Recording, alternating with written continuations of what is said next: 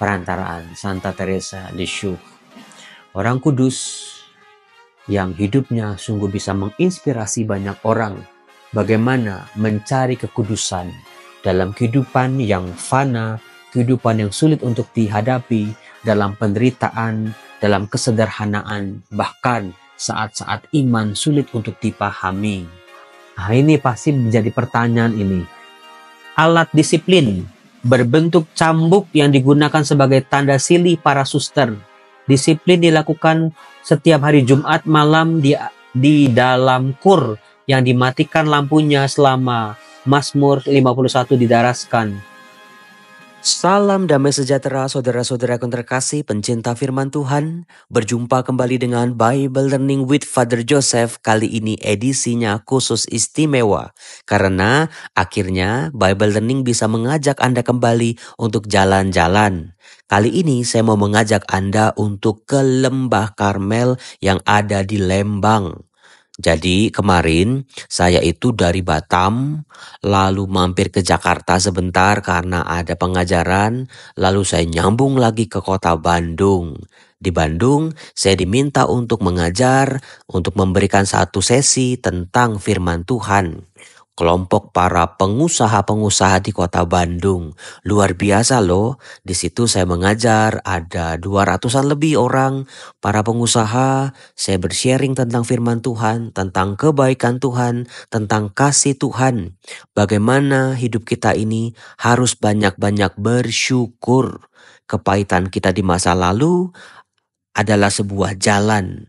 Bagaimana pemurnian diri kita, proses kehidupan kita. Nah, setelah mengajar, setelah bersharing, kan diadakan kolekte. Sungguh saya sangat terkejut karena semua kolekte yang terkumpul ditujukan untuk Rumah Teduh Suryo. Puji Tuhan. Nah, kemarin setelah sesi selesai, saya menginap di Bandung, lalu diajak ke Gua Karmel yang ada di Lembang ini. Luar biasa hari ini kota Bandungnya cerah, kota Lembangnya juga cerah, nggak hujan seperti di Batam 3 hari berturut-turut gitu ya.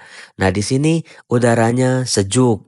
Mari kita lihat-lihat bagaimana ada Gua Maria, ada Jalan Salib, ada Golgota, dan juga satu tempat yang saya sangat suka kalau saya ke Lembang Gua Karmel ini. 1, udaranya sejuk. 2, hening. Jadi orang-orang yang berdoa di situ tuh udah pada tahu semua. Di sini tuh hening, sejuk, tenang. Di sini orang bisa berjumpa dengan Tuhan, berbicara dengan Tuhan, curhat dengan Tuhan. Nah, saya mau mengajak Anda masuk ke tempat ini. Ini tempat sangat istimewa, sangat khusus. Kalau di sini jangan berbicara keras-keras. Bawa hati, bawa diri kita, karena di sini makam Yesus, atau disinilah tempat Tuhan Yesus dibaringkan setelah diturunkan dari salib. Nah, saudara-saudaraku, kalau kita di sini ada baiknya kalau kita itu berdoa mohon silih atas segala dosa-dosa dan kelemahan kita. Di sini paling baik Anda membaca Mazmur bab 51. Kenapa Mazmur bab 51? Karena ada kaitannya dengan spiritualitas atau semangat Santa Teresa dari kanak-kanak Yesus. Bagaimana Mazmur ini, Mazmur pengakuan dosa, mengajak kita semua untuk sadar akan dosa dan kesalahan kita, sadar akan betapa besarnya kasih Allah, sadar akan kebaikan-kebaikan Tuhan. Saudara-saudaraku yang terkasih, Allah itu Maha Pengampun. Allah senantiasa mengampuni dosa-dosa manusia, asalkan manusia sungguh-sungguh sadar akan dosa dan kesalahannya, akan konsekuensi akibat yang didatangkan dari dosanya, dan juga menyesali setiap dosa kecil maupun besar. Saudara, yuk kita datang pada Tuhan mohon pertobatan. Nah, di bagian ini ada Gua Maria. Di sini nggak ada orang yang berbicara, nggak ada orang yang bisik-bisik, semuanya berdoa. Luar biasanya tempat ini ketika saya kemarin berdoa buat orang-orang sakit, buat segala macam keperluan-keperluan dan harapan. Ini udaranya sejuk. Yuk mari kita sejenak hening, kita mengambil inspirasi dari teladan Bunda Maria, Bunda Surgawi yang menjadi kekuatan kita juga untuk semakin dekat pada Yesus putranya. Saudara-saudaraku terkasih, saya sekarang sedang ada di Lembang, di Santa Teresia Lisieux. Di sini ternyata ada yang baru, yaitu Museum Santa Teresia dari kanak-kanak Yesus. Karena bagus, yuk kita masuk. Bagi yang belum pernah, silakan kita menikmati. Santa Teresia dari kanak-kanak Yesus, yang dikenal sebagai seorang pujangga gereja dengan tulisan-tulisan permenungan rohani yang sangat menguatkan menjadi kekayaan gereja. Di sini ada tulisan, replika patung Teresia kecil ketika meminta izin ayahnya untuk masuk biara Karmel. Patung asli terletak di Garden of Bussnet's House, Lisieux. Di sini kita bisa melihat replika patung Santa Maria tersenyum. Santa Teresia kecil disembuhkan dari sakit misterius yang dideritanya ketika kanak-kanak berdoa sambil berlutut di samping ranjang Teresia kepada Santa Perawan Maria. Kalau Anda ke sini, Anda bisa melihat kutipan-kutipan dari Santa Teresia ini yang luar biasa. Misalnya, let us love since our heart is made from nothing else. Semuanya karena cinta. Nah, di sini ada ada tulisan-tulisan peninggalan-peninggalan Santa Teresia Lisieux ini. Lalu juga Doctor of the Science, The Stories and Thoughts. Ini buku-bukunya Santa Teresa. Meskipun Santa Teresa masih muda, dia sudah menghasilkan begitu banyak tulisan-tulisan. Misalnya dikatakan di sini, jalan kecil, the little way. Tetapi saya mau menemukan suatu cara menuju surga. Suatu jalan kecil yang sangat pendek dan langsung. Jalan yang sama sekali baru. Dalam tulisannya, aku percaya akan cinta kasih Allah. Di sini kita lihat skapulir-skapulirnya, medali-medali wasiatnya, foto-fotonya. Di sini juga kita lihat The Promise of Saint Therese. I will send down a shower of roses from heaven. I will spend my heaven doing good upon earth.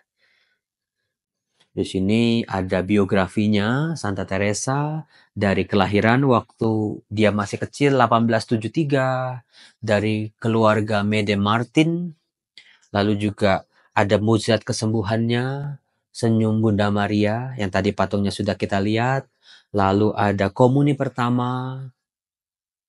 1 tahun setelah mengalami kesembuhan, Mary mempersiapkan Teresia untuk menerima komuni pertama. Kemudian ada pertobatan total. Meskipun masih muda, dia mengalami sebuah total conversion. Teresa tumbuh menjadi anak yang sensitif karena luka batin akibat pengalaman-pengalaman sedih yang mendalam, sehingga ia mengalami kesulitan dalam berelasi. Ketika Louis Martin, Celine, dan Teresa pulang dari misa malam Natal, Teresa dengan antusias ingin melihat hadiah yang selalu ada di kaos kaki Natal di sebuah cerobong asap. Saat itu ayahnya tidak ingin kebiasaan Natal yang bersifat kekanak-kanakan itu diteruskan karena sudahlah, untung ini tahun yang terakhir. Ini dia kisahnya. Kemudian juga ini ketika Santa Teresa berpamitan. Kemudian juga kamu akan masuk jika Allah menghendaki. You will enter if God wills it. Kemudian ada janji berikutnya, I am here forever.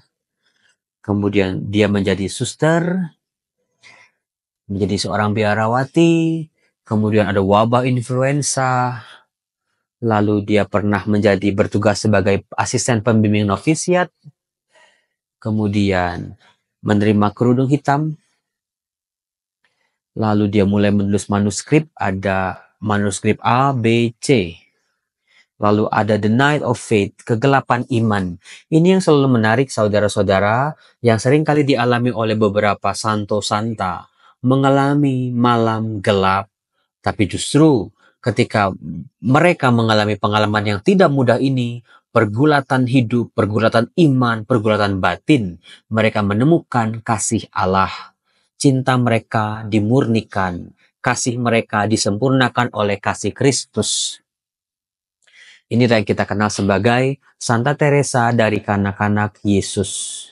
Dikanonisasi menjadi seorang santa tahun 1925, kemudian mengalami beatifikasi, ini wafat dan pemakamannya.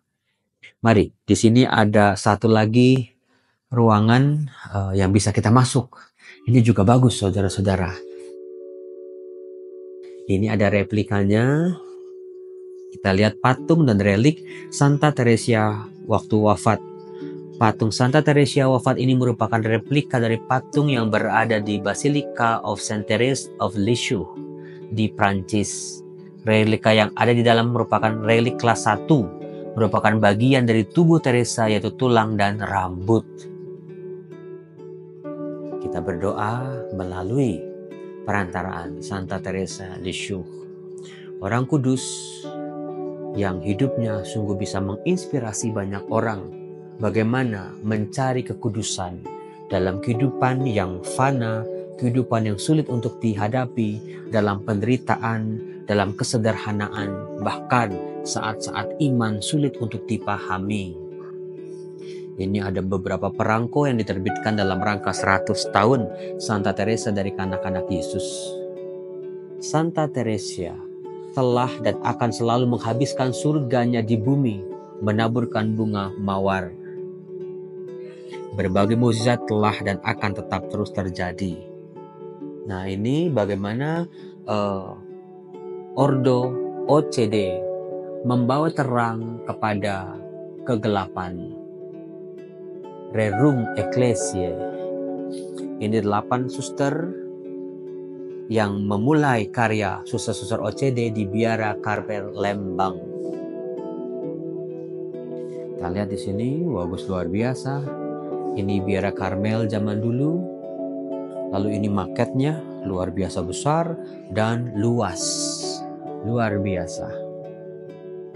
Lalu di sini ada visi misi. Menjadi mercusuar bagi semua orang yang ingin mengenal semangat rohani Karmel.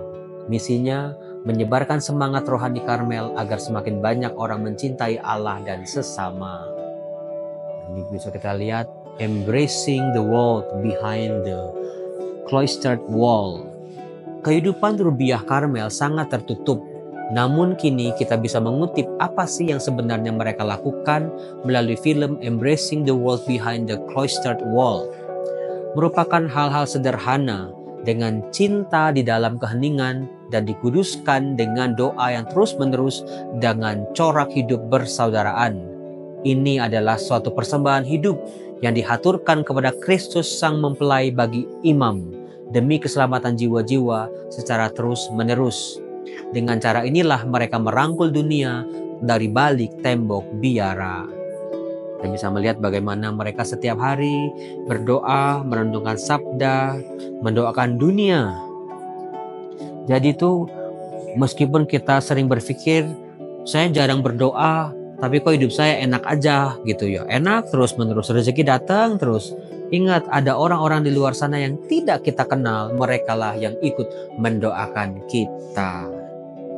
Para kudus Karmel, tuh ada Santo Yosef di situ. Ini patung kanak-kanak Yesus. Nah, ini buku misa ada. Nah, ini pasti menjadi pertanyaan ini. Yuk kita baca yuk. Di sini alat disiplin berbentuk cambuk yang digunakan sebagai tanda silih para suster.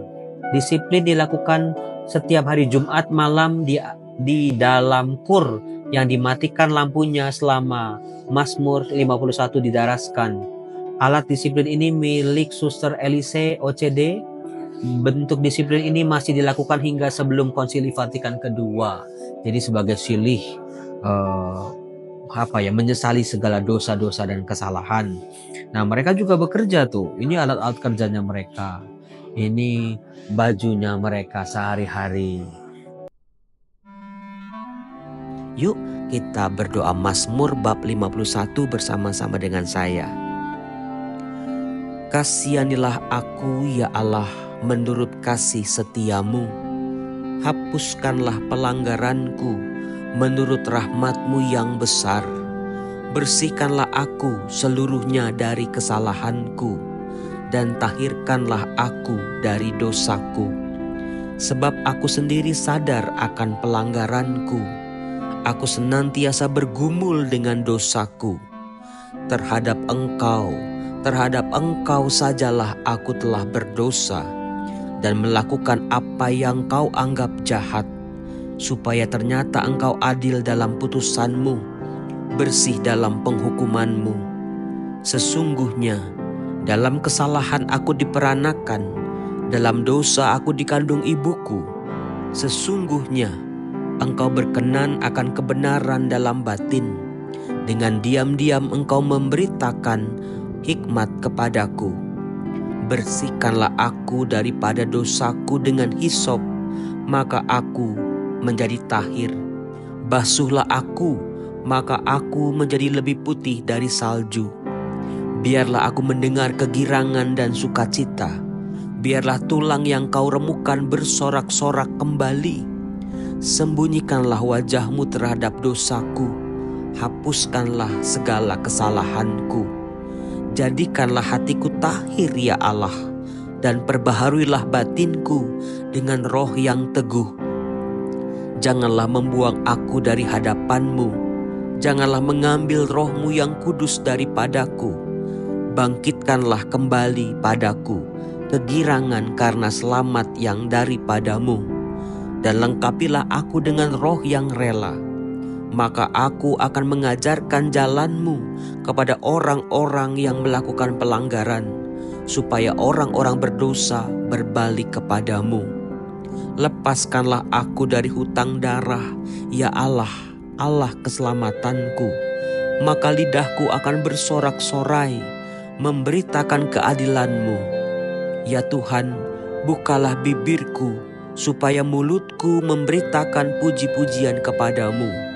Sebab Engkau tidak berkenan kepada korban sembelihan. Sekiranya ku persembahkan korban bakaran, Engkau tidak menyukainya. Korban sembelihan kepada Allah ialah jiwa yang hancur, hati yang patah dan remuk tidak akan Kau pandang hina ya Allah. Lakukanlah kebaikan kepada Sion menurut kerelaan hati-Mu. Bangunkanlah tembok-tembok Yerusalem. Maka Engkau akan berkenan kepada korban yang benar, korban bakaran dan korban yang terbakar seluruhnya. Maka orang akan mengobarkan selembu jantan di atas mezbah-Mu. Kemuliaan kepada Allah Bapa dan Putra dan Roh Kudus, seperti pada permulaan, sekarang, selalu, dan sepanjang segala abad. Amin.